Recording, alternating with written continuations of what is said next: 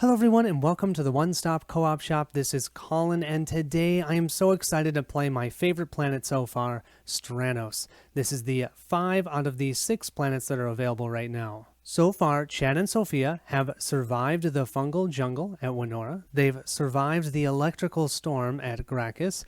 They've survived the crystal planet at Zephyron. They have just finished the coral planet full of water and flooding of Yendral, and now we're going to go to the fire and asteroid based planet Strannos. Let's read about it. Molten Death. Strannos has no central body or core. It is a swirling amassment of volcanic asteroids, metals, and floating lava, all held in loose formation by a low-gravity magnetosphere. Weirdly behaving magnetism is rampant. The synthetic metal fibers of our suits seem to attract every piece of loose metal we pass. We must be careful not to cause excess debris, or we may find ourselves crushed under the weight, which may be hard as the metallic asteroids attract and repel one another in a perpetual motion of spinning, colliding, shattering hunks of metallic ore. Flowing throughout all of this are floating rivers of lava that splash beautifully across asteroidal surfaces, reshaping them with heat, steam, and fire. Meanwhile, the nearby sun is collapsing, buffeting the world with steady solar tempests, predictable in timing but not in temperament. This is a world of chaos, of movement, and of peril so profound it achieves a type of beauty. Simply navigating this awe-inspiring place will be harrowing. As always, don't forget that there are spoilers in this playthrough for Task A. That's the one that we're going to do, is Task A, again with the wormholes. I love this one. Alright, quick setup. Shuffle and stack the Solar Tempest cards face down in the area designated for planet-specific cards. We're going to set aside all the mystery cards and place the rare metals extractor and polarity funnel tokens aside. We're also going to place a red triangle trigger token on the third space of the timeline. You can see like so. Each explorer is going to tuck a magnetic burden card beneath their dashboard under the rest action. I'm going to set them aside just because it's easier for recording purposes, but it's important to note that you will activate them whenever you do your rest action. Whenever you play Strannos, you have to remove the laboratory from play. It cannot be constructed on Strannos. The environment of Strannos will behave differently than most other planets. Nodes will actually rotate and switch locations, and you'll leap or be slung between them in pretty cool ways. Sometimes you'll need to reposition nodes in the environment, actually moving them around. So you just want to make sure you have enough space on the table. Hopefully I do. Hopefully we can capture it all on camera. This planet introduces spaces versus nodes because sometimes nodes will be placed a number of spaces away from each other, and so then there's empty space. So if you can move 3 spaces, they're showing here for an example, you would move 1, 2, 3 with the empty space being 2, so you can still get there, but you need to count that as a space. And there's a lot of swapping and being able to switch spaces with other areas. If you have an empty space, you'd simply move that node here and refill that area with empty space. But if, let's say, I swapped these two, they would swap spaces. Every time we hit that trigger token on the time track, we will be drawing and resolving a solar tempest, and it's just important to know that all locations will either be positively or negatively charged. The magnetically charged materials scattered around Strannos stick to your suit, causing additional effects each time you rest. That's what you use the magnetic materials card, the burden of that. So normally we would have to pick up materials and we'd have Luna scan for it. There's no scanning for materials, and we cannot build that laboratory, so I've actually blocked that space off so I don't try and do that. However, instead what we can do is gain materials by moving into a space with materials on it, or if ever there's materials placed on a space that we are currently standing, that's when we would gather those materials and they immediately go on to this card. Now you're going to see here we can hold up to 3 materials. If ever you gain excess than 3 materials, you'll gain 1 distress and then discard down to the said 3. You also can, once each turn, spend 1 power to discard one of these materials. Now you can see the first one, if I have materials at the end of my turn when I rest, or you can rest during the middle of your turn, whenever you rest, you would gain 1 insight. But if I have 3 materials, I'd also tick the time up 2 more times because it's slowing me down because of all of that magneticism. So that can be a real problem, as you can imagine. You can, though, use the materials as if it was in your stockpile for any of the materials that's connected to you. However, only you can use that, not other players. So if Sophie has 3 materials connected to her and Chad wants to use a material, he needs to have a material connected to him in order for him to use it. It's a really cool way of making this scenario very different. I love Strannos. I love how it works. As I mentioned, Luna cannot scan for materials, you may not build the laboratory, and you cannot use the unearth action.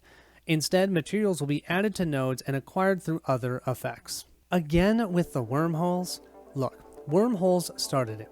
1 minute we weren't stranded an unfathomable distance from home in this bizarre beyond, the next we were. Wormholes did that, poor cricket. So we figure wormholes owe us one. They got us into this mess, it seems only fair that they get us out of it. The nearest star system is too far for us to reach in our lifetime, or heck, in several of our lifetimes for that matter, and we're nearly out of food, fuel, and also pretty much everything else. Plus, some of us are getting insufferably grumpy. However, scans have revealed that the metallic cores of the asteroids making up the loose planetary body we're orbiting will, if vaporized in high enough volume, create a temporary wormhole that may be the doorway to our survival. We have no idea where it will take us, or how violently it will do so, but at the very least, we'll have a chance. In other words, we need to launch one of these massive asteroids into the nearby sun, and then fly into that resulting explosion, presumably while screaming. Stranger things have worked before. Probably. Place the Scarab and the Cataclysm as shown below, then randomly place the remaining environment cards face down in the configuration shown, all oriented the same direction. So I'm not sure, but both the Scarab and the Cataclysm are facing this way, so you're going to see I have all the cards facing this way. I don't know if it really matters because we're going to be rotating them, but that's what I did for my setup. We'll then place the crew on the Scarab. Launch asteroid into the sun. We have conceived a device that will utilize the magnetic energies of this world to propel an asteroid in the direction we engineer. We must select an asteroid carefully though. Launch one too close to the Scarab and it will scramble the ship's system. But get too close to the nearby Cataclysm and we could trigger an instant death energy event. We may have to reposition some asteroids to make things work. What we need to do is construct the polarity funnel by taking the below action on a build site on one of the nodes highlighted in yellow on the previous card. So you can see those middle 6, okay? If we don't find a build site there, we're going to have to find a way to get one of the build sites there. We need to have engineering and robotics present. We need to do this action to construct the polarity funnel. Having 2 data, whoever's doing this has to have 2 materials they can use and 2 power. After we've done this, we can move on. Who knows what's going to happen. Here we have Strannos all set to go. Remember, we need to find a build site within these 6 different locations. And over here, I do have these Solar Tempest cards. And there's the Cataclysm. Yeah, I'm wondering what that's going to do. I don't think I want to know. We have both Chad and Sophie over here, as well as Luna. Luna's primary directive is a magnetic scream. I wonder what that sounds like. Rotate Luna's node up to 180 degrees in either direction, and it's up to, so essentially it lets you rotate the node however you'd like. Now let's set up Chad and Sophie's boards. So Chad has either Optimist or Harmonist. Optimist, you can actually pip up a die, gaining 1 insight when you traverse, take an additional move action. Kind of cool. On this side, it's an Optimist. You can do the recover, change the upward face of your insight block, then gain 1 insight, but hit the trust. I don't love that. Harmonist, you can actually pip up a die all the way to full. If it's your wonder die, you would also gain 1 insight. If another explorer is on your node, you'd have to spend a time. On the other side, we can actually remove 2 distress and push up our trust. As much as I love this one, I think I've got to go Harmonist. I think I've used that one before, but it's just too good. I think I'm going to place that there. So Chad, our Harmonist for this scenario. And don't forget, he has the burden of magnetic materials attached to him. So as we gain materials, I'll place them here. I also forgot to mention that Chad is starting on chemistry for his insight marker, and so is Sophie. You know why? I want abilities that we can use materials for, and those would be our chemistry abilities. So although we actually need engineering and robotics, we'll get those later. Let's first get some chemistry abilities, and then we'll go ahead and get the ones that we need to do our build. We're going to have to do a bunch of exploring anyways. So for Sophie, this time we have nonconformist or zealot. So nonconformist, it would cover the theorize. If we used our green die, we would actually get to pip it up, and another explorer could pip up a die. On the flip side, we have a rest. We can either pip up a die or gain an insight when we rest. For zealot, we can move. An explorer of your choice takes a traverse action. And then the investigate actually pips up a die on that side. Actually, this is, I don't know. I kind of, let's do the nonconformist because I think I've done zealot before. So let's do nonconformist this time. With setup out of the way, let's go ahead and start off. Let's start with Sophia this time. You know, we're definitely going to be exploring with Luna first. Let's have Luna explore this node. You're going to have to get good at reading nodes sideways or upside down. Sorry about that. This one is called the Pyroxene Passage. Now you can see here, this is an X. We haven't seen this in any of the other planets. That means it's impassable for our explorers. Luna can move through it, but our explorers can't. So right now, if Sophie tried to move here, she wouldn't be able to. The ability here says run up passage wall. This space and an adjacent space swap spaces, then rotate this node 180 degrees. So you can drop a focus cube here and then be able to do that action. Let's then have Luna roll for some data, and she gets one data.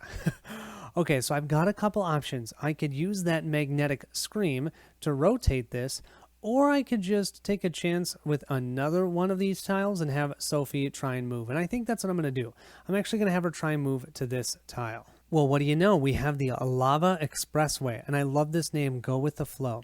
This space and an adjacent space swap spaces. So you can see there's all these different ways we're going to be able to swap spaces of different nodes. And we happen to get lucky that there is an insight marker here for our move, so we'll gain 1 insight. We'll move up our insight marker here, and then let's go ahead and investigate. We'll tip this down to a 1 because we're using our wonder die. We'll also increase our insight. We will have to place this on our space as we've investigated it. We'll draw our opportunity card, and we have the Cinderborn Gem Seed. A shimmering vine of lava snakes its bright lash-like self around your leg and begins rhythmically climbing your body. As you try to claw it off, it presses against your chest, glows brightly for a moment, and then blasts a stunning gem-like seed out with a shot, impaling you directly through the sternum. You feel a strange and probably fatal power swell within. Engaged, so this will go in front of Sophia. What a way to start. Oh my goodness. I'll put this here. Add 4 markers to this card. At the start of each of your turns, remove a marker. If you cannot, because none remain, gain 2 distress. While engaged, you may freely move materials between yourself and the supply. Oh, that's actually kind of interesting. Before I take it away, we have Administer Enthusiastic Amateur Surgery. Chad, help me out. I don't know if I would trust Chad for surgery, but that's okay. We have our requirements here. Can only be performed by a non-engaged explorer. So yeah, Chad has to do it. You can see here there has to be 2 explorers. When we do that, we'd gain this with the anomaly, and we'd increase our trust 3 times. You know, that actually sounds about right for these 2 since they've gone through so much together. So if you look here, while engaged, you may freely move materials between yourself and the supply. I think I'm going to gain 1 materials then, but just 1, because that way when I do my rest action, I can actually gain 1 insight as well. The final 2 actions Sophia is going to do is she is going to traverse, which will gain her 1 more insight, and then she's going to rest, which means she can trigger that magnetic materials, gaining 1 more insight. Look at that. We've already almost gained 1 comprehension in chemistry. Sophia's got these lava things crawling all over her. I think she is going to run back to the scarab and beg Chad for some help. Hopefully he can help her in the scarab because I don't want to be trying to do surgery outside of it. And what's also great is she'll gain 1 insight for that move, which will gain her that chemistry comprehension. We'll move our insight block back over to here. We're going to go to robotics for sure. You guys know how much I love robotics. We'll gain our breakthrough, and we have apply gyro convertive cognition cream. Use immediately after your node rotates. gain 1 data and 2 power. I like it. Now moving to Chad's turn, I don't think Sophia gave him much of a choice. He's going to administer that amateur surgery.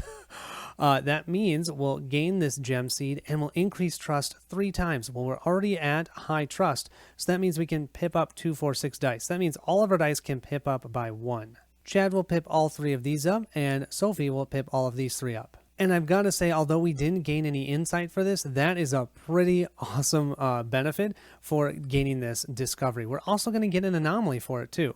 We can now activate Luna. Let's go ahead and have her move here. We'll flip this one. This is the Graphite Velocity Plane. Calculated Hurdle. Place yourself onto a node, revealed or unrevealed, 1 to 2 spaces away. Rotate that node at 90 degrees in either direction. Oh, and we can move here through this. Do you see that? We have insight. I think we'll roll for some data then. Oh, 1 data. This is terrible. Oh, well. And I'm off to a terrible start. I forgot to move the time tracker when Sophia rested. Sorry about that. What I think I'm going to have Chad do then is I'm going to have him traverse, and he's going to carry Sophia here. That's going to gain him at least 1 insight here, and then he'll gain his free move, or use his free move to move here, gaining a 2nd insight. So 2 insight from the movement. Remember, Sophia does not gain the insight because she was carried across, so the edge node effect does not affect her. That move generated 2 insight. We're also going to use for that traverse our energy die, which means we'll gain 1 more insight because we're using the energy die, which is great. And then, of course, we're going to rest here. We don't get to pip this up. And right now, we have nothing on here. We haven't gained any materials. And just because I'm here and it's easier for camera purposes, we do have Vaporize and Waft strategically. So we're now considered magnetic, and we can waft strategically. Discard, remove all materials from any node. For each of those materials we discard, we would gain 1 pip up. That is cool, but we need to have robotics comprehension. So I'll set this aside for now. You ready for that solar flare? Yeah, neither am I. We'll draw that top Solar Tempest card, and it says, Solar Tempest, magnetic winds pulse from the collapsing star. Polarity reversal. And we have the positive sign. Add 2 materials to each positive node. Each explorer on a negative node must place themselves on an adjacent positive node if able. Currently, we only have 1 positive node revealed. That's here, so I'm going to place the 2 materials there. Then, each explorer on a negative node, which is both of them, must place themselves on an adjacent positive node. There's no positive node adjacent for Sophia, but there is for Chad. Even though it's impassable, I believe he still gets sucked up over to here, falls over, stands back up just in time for these 2 metallic materials to shunk and connect right to him. That means if by the time he rests for his next turn, if he does not get rid of that materials, he's going to hit the time a 2nd time when he rests. It's now back to Sophie. She's all cleaned up. There are no lava things attacking her chest. She is instead simply going to move here for her free move, gaining 1 insight. After gaining that insight, let's investigate again because I love investigating. I think these opportunities are some of my favorites. So we'll go ahead and grab that to show that we have explored. We'll draw our opportunity, and we have Burrowing Thermite Bomb. That doesn't sound good. With fascination and horror, and mostly horror, you watch as a shelled creature slurps up some lava, excretes a tiny red-hot duplicate of itself, burrows deep into the ground, and then detonates. Metallic materials flies into the air, and you're knocked violently to the ground. The freshly laid creature begins to scream. Oh, that's amazing. Let's see. This is called a fledgling excrement. Who doesn't want that? Immediately, rotate this node 180 degrees. Add 1 materials to each adjacent node, and then we gain 1 power and 1 data. We can then, of course, recklessly spray the screaming baby with coolant. We would gain an anomaly and, of course, 2 insight. We'll grab that data and that power. This node now will rotate 180 degrees, so all the way around like so, and then an adjacent node, each one is going to gain 1 materials.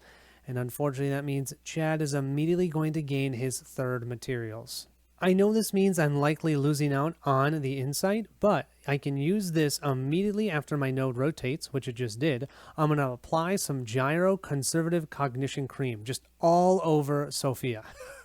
She's going to use this materials, gaining 1 data and 2 power. We're now building up some data, which is totally useless until someone can actually use it. But 2 power is nice because remember, we can use that power to get rid of materials, especially the materials that's on Chad. Luna hasn't moved yet, so let's move Luna to this node. And what do we have here? Oh, great. So first of all, we have 1 materials here. This one says, when you enter it, you may remove 1 materials from yourself. That's actually awesome. It's called the anti-polarity pools. Unfortunately, though, it's impassable. While we're there, we might as well roll for some data, and we might as well get 1 data because that's all we're going to roll this game. Sophie really feels like recklessly spraying a screaming baby with coolant, because who doesn't? So I'm going to do that so I can gain this discovery, an anomaly, and 2 insight. 2 insight puts us 1 away from having robotics comprehension. Sophia is learning her stuff. Finally, she's going to rest with her energy die. And right now she has no materials, so unfortunately we don't get the insight, but we don't have to worry about the time either. The anomaly she can actually use. This is melt down and smear liberally. Remove all materials stuck to you, then place yourself up to that many spaces away. We'll move up 1 more on the time track. Now it's Chad's turn. First things first, let's have Luna check this node out. Okay, when entering here, you actually gain 1 power. This is called the thermal vents. I just can't get enough of the art. Let's roll a 2 or a 3 for data, shall we? Oh, yes, we did roll a 2. I like that, so we'll place 2 data here. Unfortunately, you can see here there's an X. This is impassable, so we're probably not going to be able to move here. I'm thinking of actually exploring next. I still have not found a build site. I currently have 3 materials attached to me, so I really want to get a chemistry ability, then hopefully I can use one of those. So I am going to do an investigate. That will pip up my die here, and I can place this investigate marker on my space. We'll draw our opportunity, and we have a semi-sentient stoneley. A pile of rocks stand up in a tough little formation, plod over, and smash you in the chest, sending you flying. As you soar away, you observe it wedging itself tightly into a crevasse between 2 huge boulders. Feebly, you swear revenge. I'm gonna get you, you rock thing. So we can grab the creature after it is shaken loose. We shake it loose. But first, the active explorer places themselves on the nearest node in a tie they choose and gains 2 insight. Well, we may have just lost a fight against a random stone golem, but we did just gain insight into chemistry. And we're going to go to engineering, so 1, 2, we'll gain our chemistry comprehension and a chemistry breakthrough. And we have transmute magnetic energies. Place any explorer onto a node 1 to 2 spaces away from their current node. Add 1 materials to that explorer. Oh, that would be nice, and we would be able to get rid of 1 of our materials to do that. We'll go ahead and say that stone golem shoves us over to this node. Now, we don't get the benefit here, but we don't have to worry about the impassability of this edge node. However, we do get the benefit of when entering, and we'll gain 1 power. This makes me think we need to start using some power because we have 4 out of the 6 charged. And you know what? Why don't we? We're going to use 1 so we can discard 1 of the materials that's on Chad. We can do that with this destroying materials. So we spent a power to destroy 1. We're then going to spend this one to use our transmute magnetic energies. Place any explorer, so we're going to choose Sophia. We're going to allow her to move 1 to 2 nodes away from her current node, and then she's going to gain 1 materials, which is perfect because she has none. So now she'll have 1 where she can gain insight if she ends her turn with that materials. I know Chad swore revenge against that stone golem, but Sophia heard it. And she goes, don't worry, I got you. So we'll move her over here. I then think I'm going to theorize, which is going to bump up my insight as well as Sophia's, and we'll do that in a second. I'm also going to rest, which will also bump up our insight, thanks to having 1 materials on our burden of magnetic materials here. Gaining that 1 insight for Sophia is awesome because she now has robotic comprehension. We're definitely going to go for engineering next. Her breakthrough will be apply polarity cannon. Place Luna on a node, revealed or unrevealed, 1 to 2 spaces away from her current node. She may take a local explorer with her. Both nodes rotate 180 degrees. Wow, that is cool. We're finding so much fun stuff on this planet. The first thing Sophia is going to do for her turn is use her awareness die to run up the passage wall. This space and an adjacent space swap places, then rotate this node 180 degrees. We're going to have both these nodes swap spaces and flip this one 180 degrees. Now you might be wondering why we did that. Well, we had to shake loose that stone golem so that we can collect him for Chad. The requirement to grab that creature is this node must have rotated this turn while this opportunity was already revealed, which we just did. So we're going to use our energy die, tip this down. We're going to grab that sentient stoneling. That will then allow us to pip up 3 dice. So we'll pip all 3 of these up, which is awesome. And then we'll have to rest with this one. We still only have 1 materials connected to us. So while we rest, we'll also gain an insight. Let's also check out this anomaly. We have another meltdown and smear liberally. We're double insulated. We'll tick that time up 1 more time and we'll hit our endurance the first time. Sophie is also going to use 1 data, and she's going to place Luna on a node, revealed or unrevealed, 1 to 2 spaces away from her current node.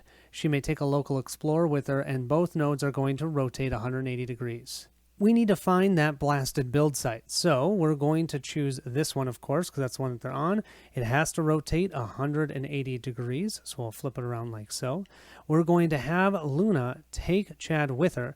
We're going to move 2 nodes away, 1 to 2 nodes away. We're going to flip here. This is awesome. That's a build site.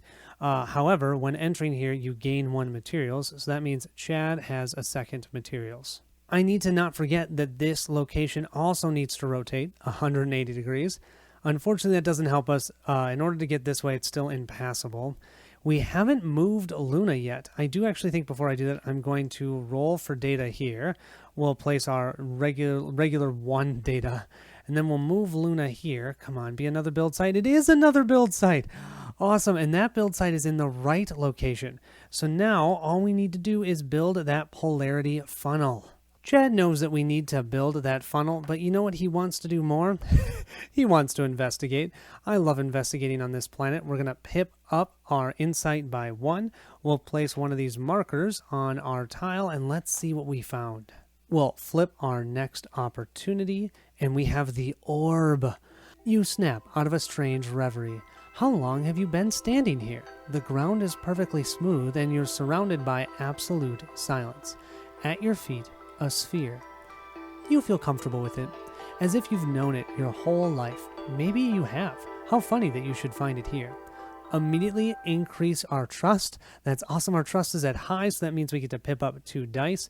I'm going to do both of Chad's. That's awesome. So both of these will go to 2s. Then we can just pick up the orb. We gain the mysterious sphere. If someone other than the explorer who revealed this opportunity picks up the orb, yeah, because it's Chad's sphere. And you know what? It's Chad right now. He's right there. He's going to pick up that sphere. No one else is getting that sphere. It's staying with me. I'll then spend 1 power so I can discard 1 materials, so I don't have to worry about the time. Chad will also have Luna roll for data. That's a 3. Finally, some good data. And we'll have her move here. Ooh, what is this location? You can use a focus die to rotate any node up to 180 directions, or place another explorer onto this node from up to 3 spaces away. We'll then rest with our awareness die. That will hit the time and make both of us lose 1 endurance, but because we have 1 materials, we'll also gain 1 insight, which will gain us an engineering comprehension. So now we have an engineering and a robotics comprehension. We just have to be at the same build site so we can build together. I'm also picking robotics as my new insight. Field test the magnetic sling. Place a local explorer onto a node up to 2 spaces away. Rotate the destination node 90 degrees clockwise. Cool. And let's not forget to take a look at our anomaly. We have shielded detonation. Your space and the diagonal spaces may swap. It looks like a solar tempest is in our near future. On Sophie's turn, the first thing she'll have Luna do is scan for terrible data. She'll then have Luna move here, and let's pick up some data. There's 3 data in our space, so we'll use our awareness cube to gain 2 more data. Although Chad doesn't love this, I think he's going to use his shield detonation. It means he's giving up his best friend, that mystical sphere, but we can discard this to have your space and a diagonal space swap spaces. We're going to have these 2 locations swap spaces. Then we'll have Chad use transmute magnetic energies. Place any explorer onto a node 1 to 2 spaces away from their current node and add 1 materials to that explorer. So I'm going to remove this materials and I'm going to give it essentially to Sophia. She now has 2. 1 to 2 spaces away is perfect. We'll go right here. Unfortunately though, when we land here, we immediately gain another materials, and that's our 3rd one. We now, though, have everything we need to construct the polarity funnel. Let's do that. So we'll use our energy die. We have the robotics, and Chad has engineering. We'll spend 2 data. We have 3 materials on us. Let's use 2 of them, and then we'll use 2 power. That's 2 of the 3 data we have and all of our power that we have. That means we can place that polarity funnel right here, and Sophia's so happy she falls over with joy. We'll then have to rest with this die. We don't get the pip up, but we still have 1 materials, so we'll gain 1 insight. This will also push us 1 time away from our next solar tempest. We've now built that funnel. Let's go ahead and advance. Welp, catastrophic results. The device works too well, triggering a massive badness as the asteroid erupts from orbit with the wrong trajectory, the force of its departure leaving chaos in its wake. Reveal mystery card A. Divide anyone on the polarity funnel node, which is us, and Luna, if present, she's not, into 2 groups, so that's just going to be 1 on each way, as evenly as possible, and place them on the nearest nodes in opposite directions, half towards the scarab and half towards the cataclysm. All nodes in line with the polarity funnel node, shown below, are blasted 1 space outward. Remove the polarity funnel node from play. So what essentially happens is Chad gets shoved over here towards the scarab, and we have Sophia getting shoved over here towards the pyroxene passage. Then this essentially is blown up, and this gets pushed out 1 space, and then this all also gets pushed out 1 space. Not to mention, Luna's node is also going to get shoved up 1 space, and this one down here is going to get pushed down 1 space. Look we just created this huge hole in the center of the plane area. And it's going to be really hard for us to get anywhere because we're not actually even adjacent to anything for Chad. Chad's going to have to use some of the other cards to be able to get around. Oh my gosh. Science isn't always an exact science, at least the way we do it, but we really were expecting this to go slightly better. A moment of panic and hopelessness threatens to extend into an ongoing vibe. Someone may focus down 3 dice to give a word of optimistic encouragement.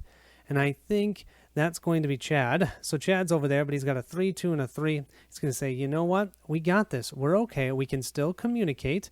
Albeit we're a little bit far away from each other, but we have got this, okay?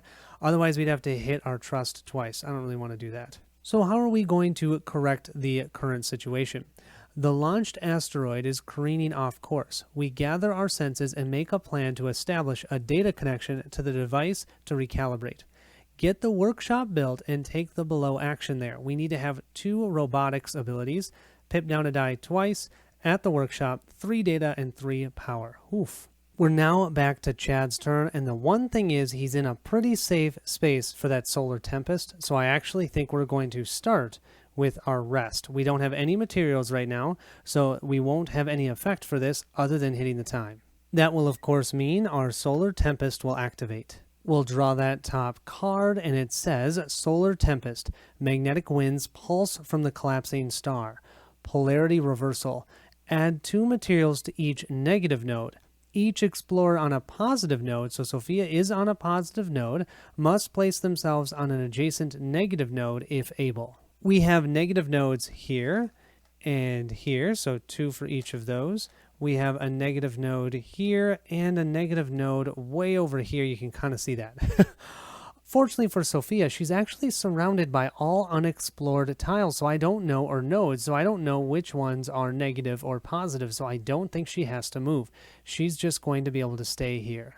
I have a plan on how to get Chad out of the space that he's in. He's going to use his energy focus cube, generating 2 power, and then immediately use one of those power. We can place a local explorer onto a node up to 2 spaces away. Remember, it's spaces. Then what we have to do is rotate the destination node 90 degrees clockwise. That means we can go 1, 2, so place ourselves here. Upon entering there, we actually gain another power, so we have 2 power tokens, but we have to turn this, was it clockwise? Yes, clockwise, so it'll move this way. Then let's vaporize and waft strategically. We're going to discard this and remove all materials from any node. For each materials we discard, we can pip up 1 die. The lava expressway here has 3 materials. Let's remove all 3. That means we can pip up all 3 of our dice, which is awesome. That basically undid what we had to do to give ourselves a little pep talk. We have 1 data here. Let's use it. We're going to place Luna on a node 1 to 2 spaces away. She may take a local explorer with her, but both nodes will rotate 180 degrees. Luna is going to jump over here and join Chad, but both of these will rotate 180 degrees, which right now doesn't really matter because they're not adjacent to anything anyways. We're going to be just jumping across them. There's 2 data on that node, so we will use our final die to gather both of those data. And then Luna can scan for some data, and she finds 2 more. Sweet. Moving to Sophia's turn, let's also do the same thing then and gather the 2 data that's on Luna's node. We'll have her roll again for some more data, and it's 2 more. Oh my gosh, we could just keep gathering data. Apparently, what is this? The thermal vents has tons of data at it. I do think then we will grab one of these data that we just generated and apply the cannon, polarity cannon, to move Luna and Chad 2 spaces. Of course, those 2 spaces are way over here. Here, unfortunately, though, there's 2 materials, plus whenever you enter this location, you gain a 3rd. So Chad went from having no materials now to 3. And then, of course, they're each going to rotate 180 degrees, just in case we sometimes find a way to get them closer together. Sophie's then going to take a little bit of a chance, and we're just going to move to this tile. And we have here the Biosphere Reserve. When entering, gain 1 data. I will take that. And we gain 1 insight. We'll tick up our insight by 1. Then we will use our Wonder Die to investigate, moving up our insight 1 more space. And let's see what Sophia found. An overly friendly alloy. Oh, this is not good. Living liquid metal pools up through the ground and flows towards you in a way that implies conscious intent. It crawls up your leg, through your suit, and absorbs into your bloodstream. Why does she get attacked by everything? First it was lava, now it's this? Eventually, after your screaming subsides, you've realized you've been imbued with a powerful magical force. Engaged. Place this near your dashboard. You may freely rotate your node and adjacent nodes. Wow. At the start of each of your turns, if less than 2 materials are stuck to you, gain 1 materials that's stuck to you. And to remove this, we need to remove contaminant by carefully boiling blood. Can only be performed by Sophia with Luna present. And of course, Luna is nowhere to be found.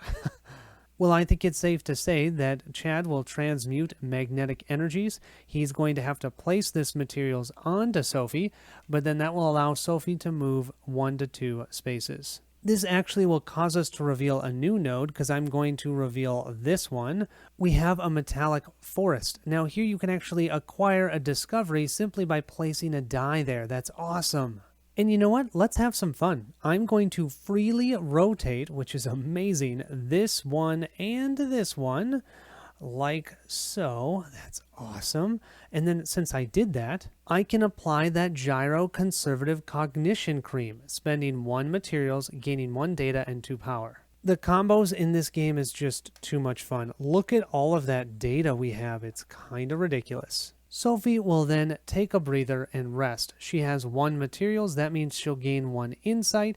She'll go to robotics. That will give her the engineering comprehension. She will gain an engineering breakthrough. Propel explosive penetrating rod. Rotate any node up to 180 degrees in either direction. Place all explorers on that node onto a node 1 to 2 spaces from it. We then, of course, have to hit our time marker one time. Okay, now it's Chad's turn. We know we need to build the workshop, so I'll go ahead and place one of our cubes here. We'll place that at the end of our turn. We're then going to investigate our node. That will increase our insight by 1. We need another robotics comprehension before we can do corrective course of action. So I really need to get somebody up there. We'll draw our opportunity, and we have the mind-rifting egg thing. The asteroid you're on shakes violently as a glistening silver spheroid plumps up through the ground and stands on end. It's just like my sphere. Something about it calls to you. You pick it up and immediately you begin to sing in a language you do not know. You sense you should put it down, but maybe not yet. Engaged. Place this near your dashboard. At the start of each of your turns, we'd actually gain 1 insight, but we have to pip down 1 die. Once we can get past this eccentricity, we can gain the metallic egg and increase our trust by 1. Wow, I love this. He loves spheres and eggs. He likes anything that has round edges. Or no edges, maybe. Chad will spend a power so he can discard 1 of the materials that he has, so that way when he rests, he'll just gain 1 insight. We'll then have Sophia spend 1 data so we can have Luna jump 2 spaces. And this time we're going to have Luna leave Chad on that tile. The only bad thing about this is both tiles are going to rotate 180 degrees, and I had this great double insight thing going. That now's not going to happen. Chad will then use his energy die to rest. He has 1 materials on his burden here, as you can see. So he'll gain 1 insight for that. You know, it's a race to see who can get that second robotics. That's what we're really looking for. We now have the workshop all set up and ready to go. And we're going to have to move the time 1 space. Sophia will start off her turn by gaining 1 materials because she only has 1 on her, and that is because of that over-friendly alloy. Get off me! We're then going to use our energy die here to pick up this discovery. We've found a metallic flower that gives us the vaporize and waft strategic ability. We still have the ability to freely rotate. I almost forgot about that. So we're going to freely rotate this node so we can move for free here as our 1 free movement, and we'll gain 2 insight. 2 insight is what I'm talking about. We're then going to ask Luna for help to carefully boil our blood and get rid of this alloy. That's going to give us another insight, and we'll gain another anomaly. I'll definitely take that insight, and we'll check this out in a second. I do think I've got enough power, so I think I am going to spend a power so we can discard that materials. We're doing this because we have 2 materials, and I don't want to hit the time, so I'm discarding 1. I only have 1 left. Now we'll rest. That will pip up this die and will give us 1 more insight because we still have 1 materials on our magnetic burden, but not 2. And now we can't freely rotate everything, just so you guys remember. We have another vaporize and waft strategically. So we have 2 of those. Wow, we have so many of these, it's insane. We actually have 4 discoveries. We've got 2 magnetic and 2 of the insulating. We will, though, hit the time for doing that. I then have an idea. I'm going to have Chad use his transmute magnetic energies. He's going to allow another explorer to move 1 to 2 spaces. That is meaning that she is going to, and I'm going to do this for Sophia, she'll gain 1 materials because of that, and she's going to have to gain another because of where she's going. Sophia is going to move right to where we need her at the workshop. That's why she had to gain the second materials. Now all we need is somebody to gain another robotics comprehension. Anybody? Bueller? For Chad's turn, since he's so distracted by that metallic egg, he's going to have to pip down 1 of his dice, but he does gain 1 insight looking at that metallic egg. I mean, look at that thing. Then I think I'm going to do it. It's going to hit our time, but I think it's worth it. We are going to theorize. That's going to bump up ours up to 1 away from gaining comprehension. But Sophia will now gain her second robotics comprehension. That means we have what we need. She'll also gain a breakthrough, and she has initiate magnetic tug. Place an explorer within 2 spaces of Luna's node onto Luna's node. Oh, that is actually a really cool ability. Sophia then, as a free action, will give Vaporize and Waft strategically over to Chad, and then Chad can discard this even though he does not have Robotic Comprehension. Because there is Robotic Comprehension in his space, thanks to Sophia, we can remove all materials from any node, and then for each one, we can pip up a die. That's going to help him out a lot. We'll choose our anti-polarity pools, discarding all 3. That means he can pip up all 3 dice. We'll pop this one to a 1, this one to a 3, and this one to a 3. The only bad thing is we'll rest and it's useless. Oh well, that was still good. I think then, I'm going to let Sophia actually build it. What I'm going to do is I'm going to take care of that metallic egg. We want our egg and we want our sphere. We are going to spend our second focus cube, grab the metallic egg, increasing trust by 1, but our trust is already at max, so we can pip up 2 dice. I'm going to choose 1 of Chad's, and then I'll choose 1 of Sophia's. That will be her wonder die. We'll flip hers up to a 2. I love it. Our third and final action will be to simply rest. I have no materials right now because I gave mine so nicely to Sophia. And then let's look at our anomaly, and we have the meltdown and smear liberally. Hitting our time, though, will also decrease our endurance.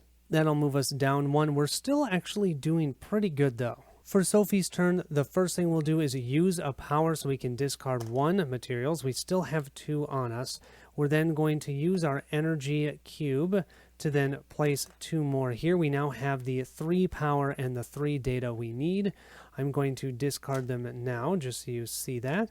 And we are going to correct the course. We're going to do this by using our wonder die. It's going to go all the way down to a time symbol, but I think it's worth it. That means we have now redirected the wayward asteroid.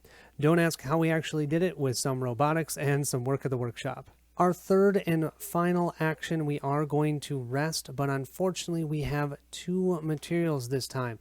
So 1 will allow us to increase our insight, but the second one means we're hitting our time a second time. That means our Solar Tempest is going off. We'll flip our card and we have Solar Tempest.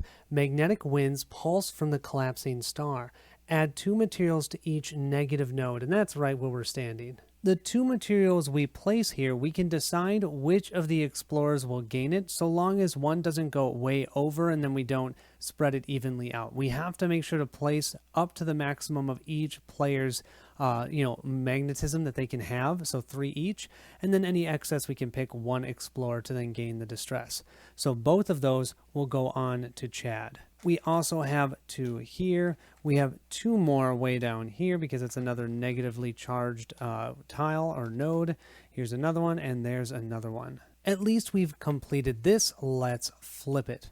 Success of a sort.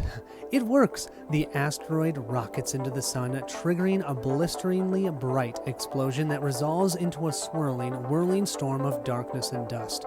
The wormhole is ready and waiting. Of course, where's it going to go? Then the shockwave hits, launching the scarab out of sight. Remove the scarab tile from play. Any explorers on it place themselves on the nearest node. Don't have to worry about that. Then reveal a Solar Tempest card. Are you serious? We just resolved one. So we're going to have to resolve another one. Something blooms to life inside us. A strange sort of peace. A threshold has been crossed as all of the universe seems committed to our destruction, and we realize in a moment that we simply will not allow that to happen. It won't happen. We reject that fate. We know exactly what we must do. With conviction, we scream into the cosmos, "Luna, little help!" We get to distribute 1, 2, 3, 4, 5 pip-ups. So all but one of our dice gets to be pipped up. That's awesome. But first, let's resolve another solar flare, or Solar Tempest. We'll flip this, and we have, a polarity surge. Add 2 materials to all positive nodes. Well, that just means all the nodes we didn't add to before, I'm now adding 2 materials to them. Chad only has 2 dice that are not at 3 pips, so he'll increase each of those, and it's the same with Sophia, so she'll increase both of those. If we build up enough rotary momentum, we may be able to launch Luna with velocity enough to catch and retrieve the scarab. On a single turn, use 4 different effects to rotate Luna's node. Each turn, track this effort by placing a black marker in one of the spaces below each time an effect rotates Luna's node. Degree and direction doesn't matter, but it must be the same node 4 times. If you don't fill all 4 or Luna moves nodes, reset the process. So basically we have to get her onto a tile and then shake that tile up so much that we chuck her out there to try and find the scarab for us. I believe I have a 2-turn plan to be able to chuck Luna into the sky. I love this game. This is the fun part about it. You get to sit there and think of how you're going to do this. So I am going to melt down and smear liberally. Discard all material stock that you have on you, then place yourself that many spaces away. So I can place myself 2 spaces away. This is Sophia doing this on Chad's turn. 2 spaces, 1, 2 is right where Luna is. Luna, help us! Unfortunately, we are going to gain these 2 materials, but that's okay because I just cleared off our magnetic board. We're then going to ask Luna to pick up 1 data that's in her space. I wish it was more than that, but it isn't. We are then going to power up 2 power. This is all with Chad. Thank you, Chad, for doing this. And then we're going to spend 1 of those powers so we can get rid of one of the materials that we have on us, so we only have 1 materials on us. We'll then have Luna roll for data, and now she finds 3. That is glorious. We're then going to rest. Unfortunately, our die is already at full, but we have 1 materials left, which means we finally gain our robotic comprehension. Took long enough, Chad. What were you doing? Sleeping in class? Of course, there's no class here. We have use Scorchy Lava boosters. Place Luna on any revealed or unrevealed node. If an explorer is on that node, gain 2 power. Whoa, that's kind of cool. We'll then hit the time 1 time, and now it's time to chuck Luna in the sky. The first thing we're going to do is use the actual node itself for its ability. I'll bring it up so you can see it. We have angle magnetism. Rotate any node up to 180 degrees either direction. So we're definitely going to choose this node.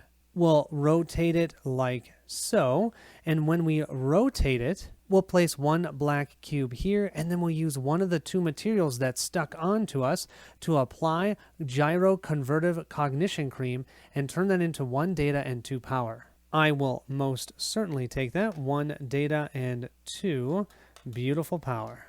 Then we'll use our energy die here, ticking down to a 2, use the magnetic scream to rotate Luna's node. We'll rotate the node like so, and we'll place our 2nd black marker here. Chad will then use the field test the magnetic sling. Place a local explorer onto a node up to 2 spaces away, revealed or unrevealed. Rotate that designated space 90 degrees clockwise. That'll be the 3rd time that node rotates. Chad will go from this node to this one, 90 degrees clockwise, like so. That, of course, spent 1 power. I'm going to use 1 more power to activate 1 more of our breakthroughs. We're going to propel the explosive penetrating rod. Rotate any node up to 180 degrees in either direction. Place all explorers on that node onto a node 1 to 2 spaces away from it. We'll rotate this node 180 degrees because it sounds awesome. And then we are going to be thrown all the way over to here, and I'm going to have Chad pick up both materials because it's currently Sophia's turn. Well, Luna, we thematically had you flung around 4 different times, chucked you in the air. What's going to happen now? Nice try, universe. She did it. We never had any doubts, of course. Now let's get out of here. Our uncertain future awaits.